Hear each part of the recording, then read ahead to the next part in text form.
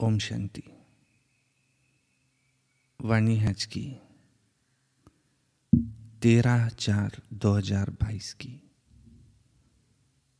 सारे मुरली का। मीठे बच्चे गृहस्थ व्यवहार में रहते कमाल करके दिखानी है। श्रेष्ठाचारी देवता बनने और बनाने की सेवा करनी है। प्रश्न है, राजाई के वर्षे का अधिकार किन बच्चों को प्राप्त होता है? उत्तर है, जो बाप के समीप संबंध में आते हैं, अपनी चलन और आमदनी का पूरा पूरा समाचार बाप को देते हैं। ऐसे मातेले बच्चे ही राजाई के वर्षे का अधिकार प्राप्त कर सकते हैं। जो बाप के आगे आते ही नहीं, अपना समाचार सुनाते ही नहीं, उन्हें राजाई का वर्षा मिल नहीं सकता। वहाँ तो सौतेले बच्चे हैं। बाबा कहते, बच्चे अपना पूरा पूरा समाचार मुझे दो। तो बाबा समझे ये क्या सर्विस कर रहे हैं। बाबा बच्चों को हर हालत में ऊंच पद पाने का पुरुषार्थ कराते हैं। गीत है आज का, कौन आया मेरे मन के द्वारे। ओम शांति। बच्चे जानते हैं कि परमपिता परमात्मा शिव से हमारा क्या संबंध है। परमपिता तो कहते ही है, पतित पावन अक्षर भी डाल दो। दिल में है कि पतित पावन परमपिता परमात्मा शिव से हमारा संबंध बाप का है। बाप कहते हैं कि मैं बच्चों के सामने प्रत्यक्ष होता हूं। बाप बच्चों से ही रूह रूहान करते हैं, मिलते जुलते हैं। जो बात समझाई जाती है वह फिर औरों को समझानी है। अभी तुम जगदम्बा और जगत पिता को भी जानते हो। शिव को जगत पिता नहीं कहते, क्योंकि जगत में प्रजा है, इसलिए कहा जाता है प्रजापिता ब्रह्मा और जगद अम्बा। अम्बा सारे जगत की। तो इससे सिद्ध हुआ वह रचयिता है।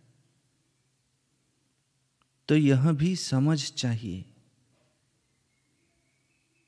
मनुष्य तो सब परमात्मा को याद करते हैं, परंतु जानता कोई भी नहीं है। तुम परमपिता परमात्मा को, जगदम्बा को, प्रजापिता ब्रह्मा को, सबको जानते हो। उनकी आय संतान बने हो। लौकिक माँ बाप को तो सब जानते हैं।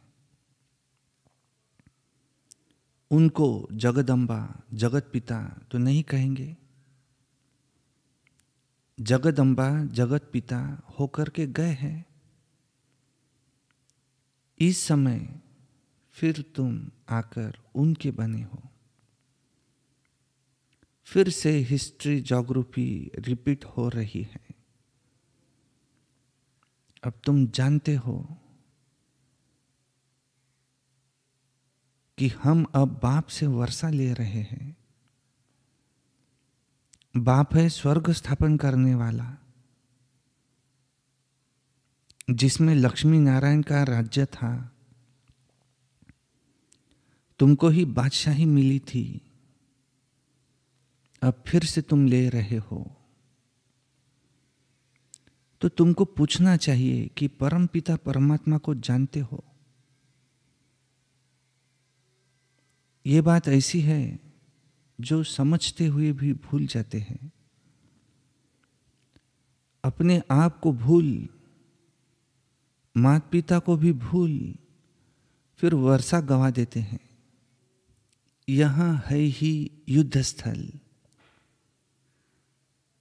तुम इस समय माया पर जीत पाने के लिए युद्ध के मैदान पर खड़े हो। जब तक अंत न आए तो लड़ाई चलती रहेंगी। उस लड़ाई वाले भी जानते हैं, अगर हम चाहे तो सेकंड में सबको उड़ा दे। अभी तो एक दो को हथियार देते रहते हैं, कर्जा भी देते रहते हैं। अगर कोई मार दे तो कर्जा खत्म हो जाएगा। बाबा भी अखबार पढ़ते हैं। बच्चों को भी अखबार पढ़कर उससे सर्विस करनी चाहिए। बाबा से पूछना चाहिए कि बाबा आप तो मालिक हो, फिर रेडियो क्यों सुनते हो? तो ब्रह्मा बाबा कहते कि अब बच्चे, मालिक तो शिव बाबा है, हमको कैसे पता पड़े कि वायुमंडल क्या है, कहाँ तक लड़ाई आदि के आसार है। इस समय गपोड़े भी बहुत मारते हैं, सदाचार कमेटियां आदि बनाते हैं। तो उसको लिखना चाहिए कि ये दुनिया तो भ्रष्टाचारी है। सदाचारी कोई कैसे यहाँ हो सकता है? भ्रष्टाचारी विकारी को कहा जाता है। यह बातें तुम बच्चे ही जानते हो। बच्चों में भी नंबरवार है। तुम सब से पूछो कि परम पिता परमात्मा से आपका क्या संबंध है। जैसे क्रिश्चियन जानते हैं कि क्राइस्ट ने फलाने समय पर जन्म लिया। अच्छा, उनके आगे कौन थे? लक्ष्मी नारायण को राज्य किए कितना समय हुआ? इस समय आदि सनातन देवी देवता धर्म वाले ही धर्म भ्रष्ट कर्म भ्रष्ट हो गए हैं, और शास्त्रों में ही लाखों वर्ष कह दिया है। अब तुम सुजाग हो गए हो, फिर औरों को भी सुजाग करना है। तुम जानते हो कि शिव हमारा बाप है, प्रजापिता ब्रह्मा और जगदम्बा भी हमारे मम्मा बाबा है। फिर पूछा जाता है कि लक्ष्मी नारायण को सतयुग का वर्षा कहाँ से मिला?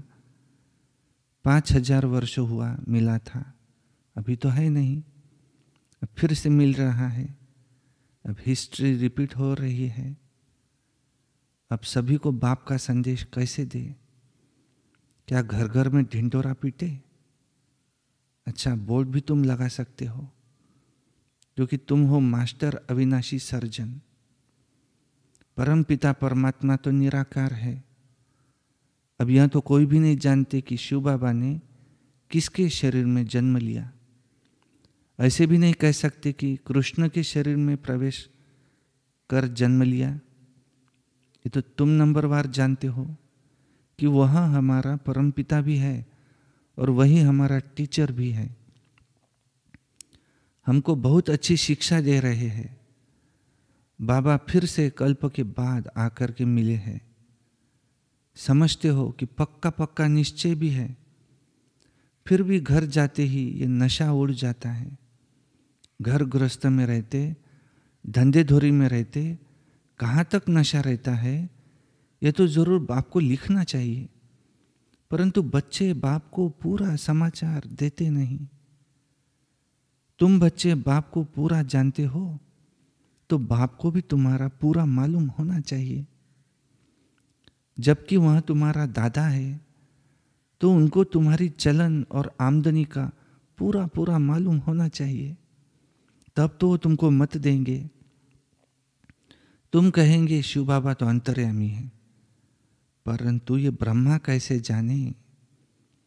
कोई तो ब्रह्मा के आगे आते ही नहीं, इसलिए समझा जाता है कि ये जैसे सौतेले बच्चे हैं, तो राजाई का वर्षा नहीं पा सकेंगे।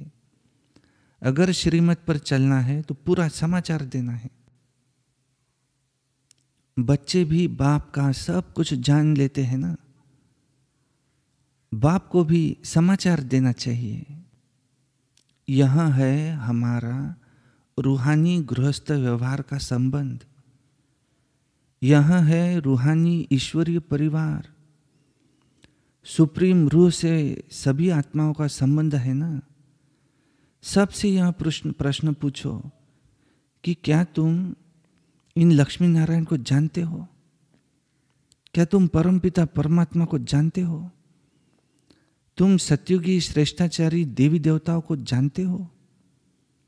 तुम लिख सकते हो कि इन सब बातों को जानने से तुम श्रेष्ठाचारी बन सकते हो, नहीं तो कदाचित नहीं भी बन सकते। ऐसी ऐसी सर्विस करने से तुम बहुत ऊंच पद पा सकते हो। भ्रष्टाचारी को श्रेष्ठाचारी बनाना यही तुम्हारा धंधा है। तो क्यों नहीं बोर्ड लगाते हो? स्त्री पुरुष दोनों इस सर्विस पर हैं। बाबा डायरेक्शन देते हैं, परंतु बच्चे फिर भी भूल जाते हैं, अपने ही धंधे में लग जाते हैं। सर्विस तो करनी है, वो करते नहीं। न पूरा समाचार बाप को देते हैं, न बोर्ड लगाते हैं। बोर्ड नहीं लगाया, सर्विस नहीं की तो क्या समझेंगे? देहाभिमान बहुत है। मुरली तो सब सुनते हैं, बाबा क्या कहते हैं? अनेक मत मिलती है। प्रदर्शनी के लिए बाबा कहते हैं बच्चे गर्मी है तो पहाड़ी पर जाकर प्रबंध करो। अब देखो कहाँ से समाचार आता है कि बाबा हम ये प्रबंध कर सकते हैं। जानकारी है तो जाकर हॉल व धर्मशाला लेकर के भी प्रबंध रचना चाहिए, तो बच्चों को संदेश तो मिले। यहाँ भी बोर्ड लगा हुआ हो, ज्ञान का सागर, पतित पावन निराकार परमात्मा से तुम्हारा क्या संबंध है? फिर जगदम्बा जगत पिता से तुम्हारा क्या संबंध है? वो क्या देंगे? जरूर जगत का मालिक बनाएंगे ना। बरोबर तुम अब बन रहे हो, कल्प पहले भी बने थे।